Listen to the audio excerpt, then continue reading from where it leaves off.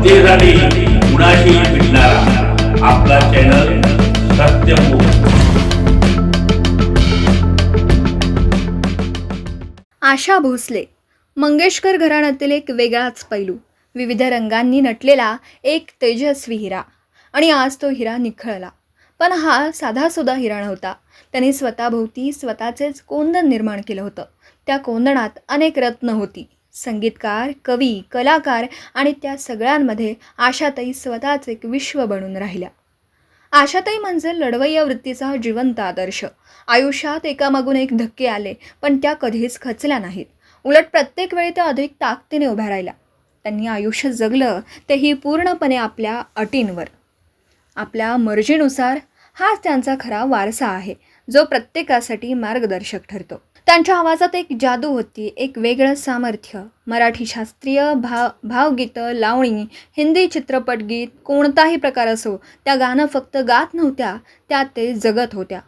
जीव लगा तू राहिले घर माझे असो, यातील आर्तता फक्त आशाताईच व्यक्त करू शकत होत्या. चुरा लिया है तुमने जो दिल को या गाण्यातील नाजूक गोडवा, ओह मेरे सोनारे मधील प्रियकराला मनवणारा लाघवीपणा, ये मेरा दिल यार का दीवाना, जवानी जाने मन मधील कॅबरेटची झिंग, बिंदू असो, हेलन असो किंवा परवीन बाबी, त्यांच्या आवाजाने त्या प्रत्येक व्यक्तिमत्वाला जिवंत केलं. कारण त्या गाणं समजून गायच्या, फक्त शब्द नव्हे तर भावना गायच्या. मराठीत तर त्यांची गाणी प्रत्येक मराठी मनाला भिडणारी, मग तो ग्रामीण भाग असो, शहरी असो किंवा परदेशातला मराठी माणूस असो. या रावजी बसा भाऊजी, कुठं कुठं जायचं हनीमूनला, बुगडी माझी सांडली ग, येऊ कशी प्रिया मी असेच रंगलात, रुपेरी वाळूत माडाच्या बनात, फुलले रे क्षण माझे चंद्र आहे साक्षीला, श्रावण मासी हर्ष मानसी, उठा उठा सकळ जण. ही गाणी म्हणजे मराठी संस्कृतीचा अविभाज्य भाग आहेत. हिंदीतही त्यांची कारकीर्द तितकीच भव्य. दम मारो दम, पिया तो अब तो आजा, आजा आजा मैं हूँ प्यार तेरा, हजारे राहे मुड़ के देखी, इन आँखों की मस्ती के. प्रत्येक गाणं म्हणजे एक वेगळी दुनिया. डिसेंबर 2024मध्ये दुबईत झालेल्या त्यांच्या शेवटच्या मोठ्या प्रत्यक्ष संगीत कार्यक्रमात, लाईव्ह कॉन्सर्टमध्ये त्यांनी चुरा लिया है तुमने आणि कभी तू नजर मिलाव सारखी गाणी सादर केली. त्या वयातही आवाजात तोच दम, तीच ताकद. काय स्टॅमिना होता, काय जिद्द होती. गाण्यांनी त्यांना जगवलं आणि त्यांनी गाण्यांना जगवलं.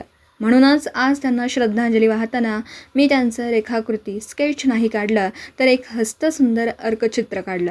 कारण त्या हसत जगल्या आणि हसतच निघून गेल्या. आजही त्या आपल्याला म्हणत असतील, अरे रडता काय, माझ्याकडे बघा, मी कायम आनंदी हसतमुख राहिले. आशाताई तुम्ही नाहीत, पण तुमचा आवाज आहे आणि तो आवाज कायम आमच्यासोबत राहणार आहे. सत्यमुख प्रतिनिधी बाबासाहेब मांगलेकर, इचलकरंजी. जनतेसाठी कुणाशीही भेटणारा आपला सत्यमुख. लाईक करा, शेअर करा आणि बेल आयकॉन ऑन करा. मित्रांनो, विसरू नका.